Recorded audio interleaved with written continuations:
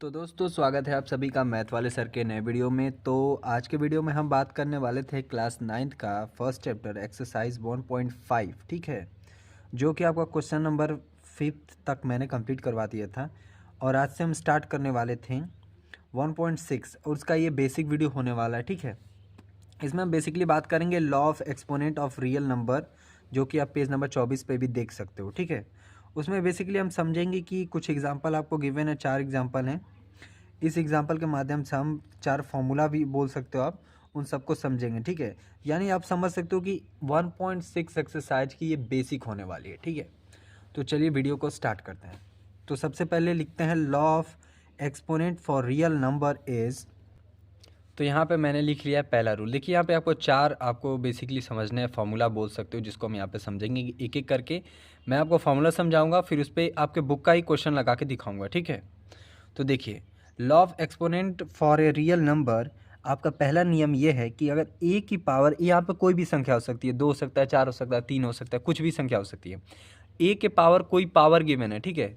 जैसे 2 के पावर आप 1 लिख देते हो, जैसे अगर रफ पे समझना चाहें तो जैसे कि ए की पावर m है, तो यहाँ पे कोई भी नंबर हो सकता है। जैसे आप देखेंगे कभी कि 2 के ऊपर पावर 4 है, 6 के ऊपर पावर 3 है, तो यही चीज़ ये रिप्रेजेंट कर रहा है। यहाँ पे कोई भी नंबर हो सकता है, जैसे हम x मान लेते हैं, ठीक है, वही चीज़ ये बता रहा है आपको। तो आगे देखते हैं। अब आगे कह रहा है कि a की पावर m हो और उसका डॉट का मतलब मल्टीप्लाई होता है, फिर a की पावर n का कुछ भी वैल्यू हो सकता है, a का भी कुछ भी वैल्यू हो सकता है, ठीक है। और दोनों आपस में अगर गुणा हो, ठीक है, तो उनकी वैल्यू क्या होती है, ए के पावर में जो ये चीज़ें होती हैं ऐड हो जाती हैं। मतलब ये है बेसिकली इसका फॉर्मूला का। जैसे मान लीजिए कि ए, आप मान लीजिए कि एग्जांपल के तौर पे 2 है, ठीक, और इसका पावर 4 है। फिर यहाँ पे पॉइंट है, मतलब ये कि गुणा है, फिर 2 है, इसका पावर 3 है। तो ए दोनों का सेम होगा, तो ए मतलब हमने दोनों सेम रखा है। यानी किसी संख्या अगर दोनों सेम है तो उसको आप दोनों एक साथ गुणा कर सकते हो, लेकिन पावर जो है ना वो आपस में ऐड हो जाती हैं। तो नॉर्मली अगर 2 गुणते 2 होता है तो हम नॉर्मली 4 लिख देते हैं। लेकिन इस फॉर्मूला के अकॉर्डिंग जब दो वैल्यू सेम हो लेकिन उनका पावर डिफरेंट हो, तो हम सिंपली क्या करते हैं, 2 के ऊपर ये दोनों पावर को ऐड कर देते हैं। आई होप आप समझ पा रहे होंगे, ठीक है। तो इसके ऊपर एक एग्जाम्पल आपके बुक में गिवन है, उसको सॉल्व करते हैं।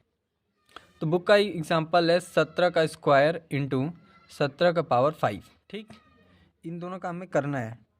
तो इस फॉर्मूला के मुताबिक देखो, ए दोनों का सेम है, 17 17, ठीक है।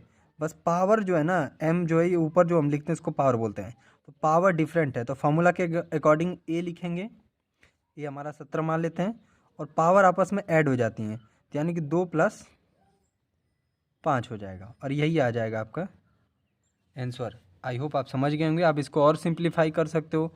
तो अगर और सिंप्लीफाई की बात करें तो 17 के पावर हम लिख सकते हैं 5 दूनी 7 हो जाएगा। इस तरह से भी हो सकता है। तो ये क्वेश्चन ख़त्म हुआ। दूसरे फॉर्मूला की तरफ चलते हैं। सेकंड वाला देखते हैं। सेकंड वाला कह रहा है हमसे कि अगर e की पावर m हो, किसी संख्या का पावर हो, और साथ में ब्रैकेट लगा के बाहर भी एक पावर गिवन हो, तो जब ब्रैकेट हटता है तो पावर का आपस में क्या हो जाता है, गुणा हो जाता है।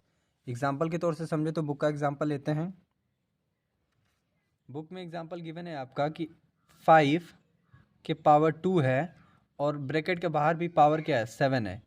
तो फॉर्मूला के अकॉर्डिंग क्या हो जाएगा, 5 पावर 2 इंटू 7, और इसको जब आप सॉल्व करोगे तो 5 तो लिखोगे ही, लेकिन पावर आपस में क्या हो जाएंगे, गुणा हो जाएंगे। तो 7 दूना के 14, और यही हो जाएगा आपका आंसर। तो ये सेकंड फार्मूला है, हमें याद रखना है कि अगर ब्रैकेट के अंदर पावर गिवन है, ठीक है, और बाहर फिर पावर है एक, लेकिन ब्रैकेट के बाहर है, तो दोनों पावर आपस में गुणा हो जाता है, ठीक। तो ये आइडेंटिटीज आपका सेकंड हो गया।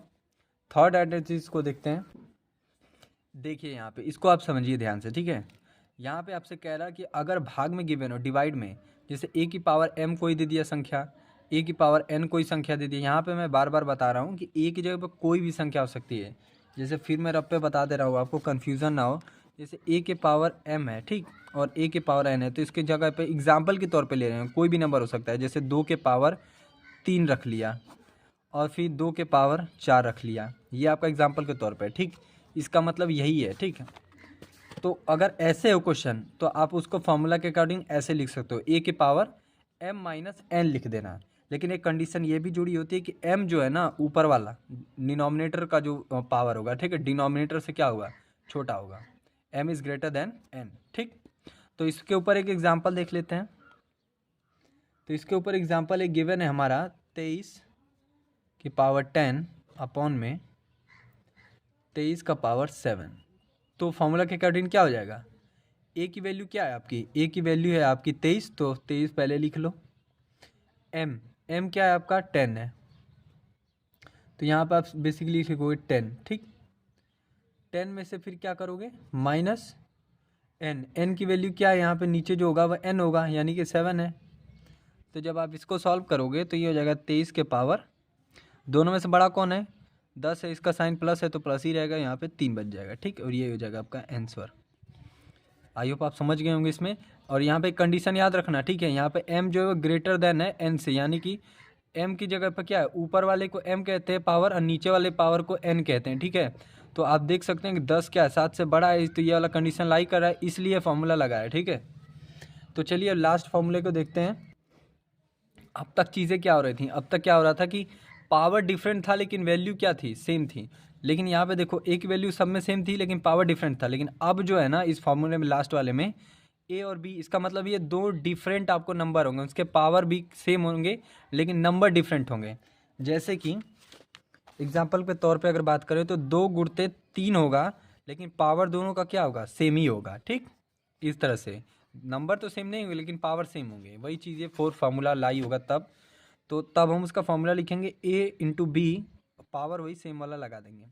यानी कि एग्जांपल के तौर पे अगर देखें तो इसका एग्जांपल ले लेते हैं, 7 का पावर 3 डॉट 9 का पावर 3 है। तो आज आप इसको सॉल्व करोगे तो 7 का आप सिंपली 7 का गुणा करोगे 9 में, 7 गुणते 9 और ब्रैकेट लगा के एक बार 3 रख देना, क्योंकि पावर देखो दोनों का है लेकिन एक ही एम लेना है, तो एक एम पार बार रख दिया हमने, ठीक है।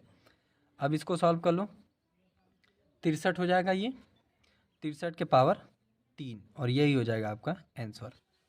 तो आई होप आपको समझ में आ गया होगा कि law of exponent for real number क्या होता है। ये 4 फार्मूला आप बोल सकते हो जो ये एक्सरसाइज में यूज़ होगा। तो बेसिकली आप इनको अच्छे से याद कर लो। उसके बाद अगली वीडियोस में मैं आपको 1.6 एक्सरसाइज सॉल्व करेंगे, फिर ये चैप्टर ही खत्म हो जाएगा, फिर नेक्स्ट चैप्टर की तरफ चलेंगे। तब तक के लिए पढ़ते रहिए, मिलते हैं अगले वीडियो में।